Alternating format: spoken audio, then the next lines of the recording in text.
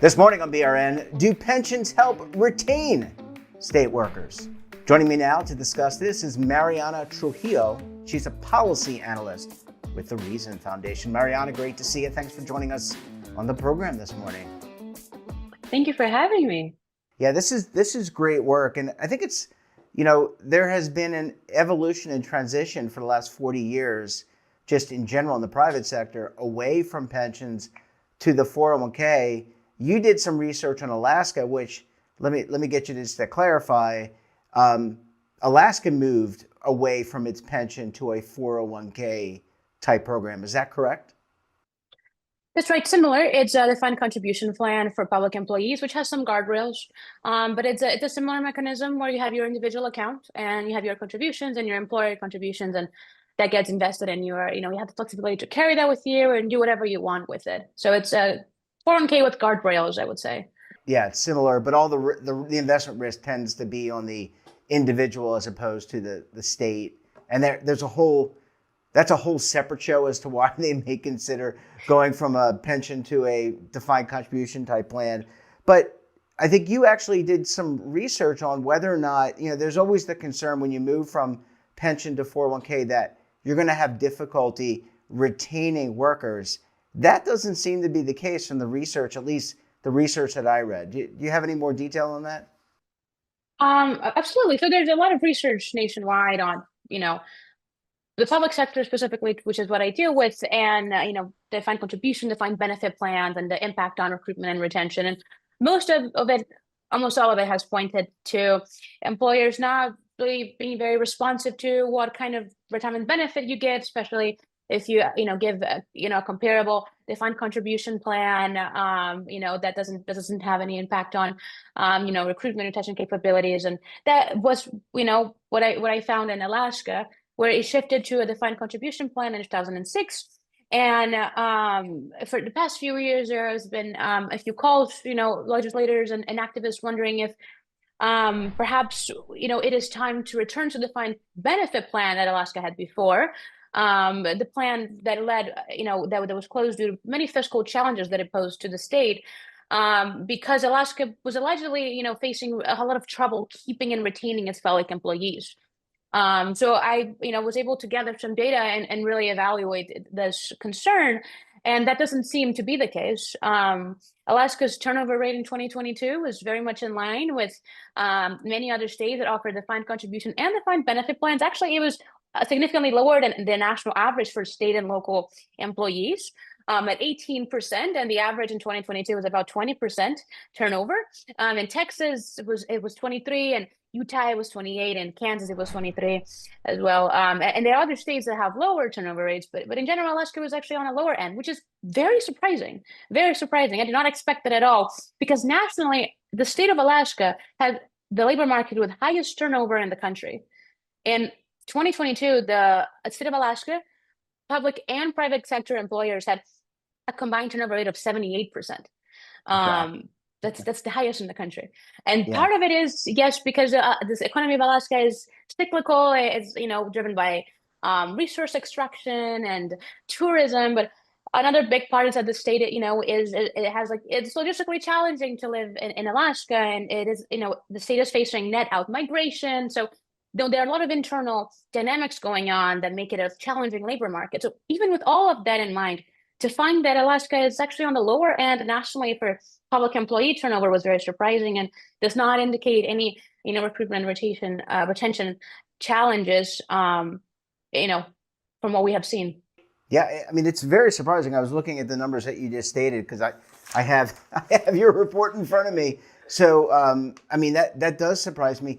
Do you think that maybe some of that is due to the fact that, the world is, the expectations of people have changed? Many of us, myself included, have grown up only knowing a defined contribution plan.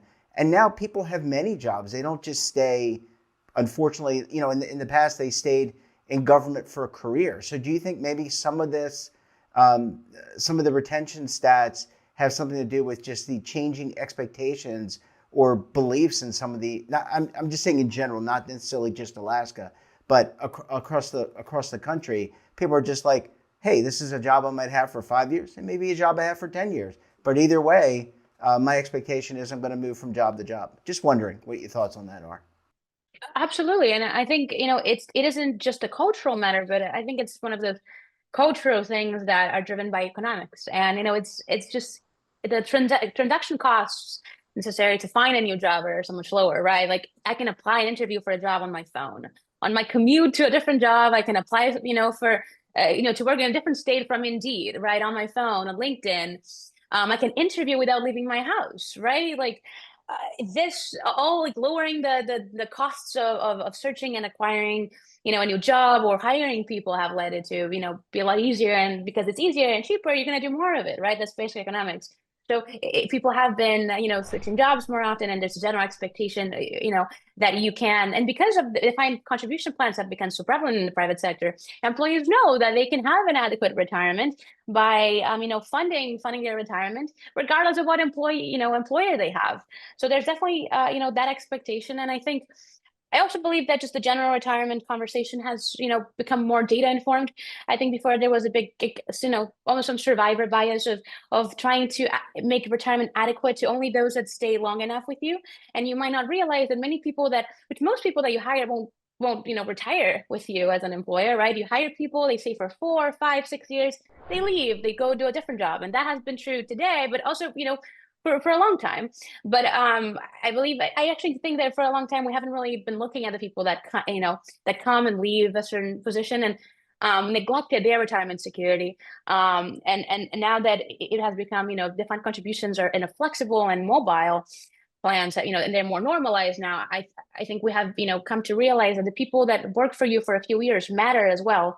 Not and you should provide a part of their compensation can be retirement benefits, and not just those that stay and with you for 30, 40 years.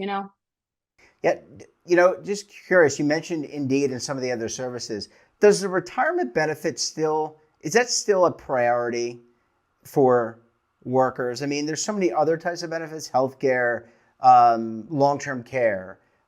Many Americans now are caregivers to their loved ones. So is it, and as you stated, retirement is so different today because we live longer. It's now no longer 65 in a rocking chair with your grandkids. It's now 75, 85. People can work longer. So does that retirement benefit, is that still a high priority among job seekers? Just anecdotally, you don't have to give me the exact, I'm not expecting you to have the exact numbers, but I'm just saying anecdotally, is it still up there at the top in terms of expectations for new job seekers? If you look at entry and exit surveys, if you interview people the second that they accept a job offer, and that's an entry survey, like, why do you want to work here? What attracted you to this position? And I'm saying specifically for public employees, which is what my research focuses on, retirement benefits are very low in those rankings. Whether you look at young employees or just the general pool of employees, like new people you hire, they say, why do you want to work here? They often cite, well, I need a job, right? I need a salary. That's why I want to work here. That shows up in the surveys. But also because, many people join private sector and that shows up in the rankings, very highly meaning. They want a job that is meaningful. They want job security. And that's a big reason why people want to join the public sector as well. They want good culture. They want benefits, and then somewhat among like after mentioning many other things, including the ability to work remotely, flexibility, vacation time, somewhere in there retirement benefits show up. Yeah. So the survey results indicate it's not a big priority, and the same is for exit surveys. If you interview people when they leave a job, and again I'm referencing public sector surveys, and ask, why are you leaving? Why are you not happy? Salary is again number one thing that shows up, and then other benefits I just mentioned: flexibility, work remotely, vacation time, just bad leadership. I don't like my boss, or I don't like the culture here. I wasn't promoted enough.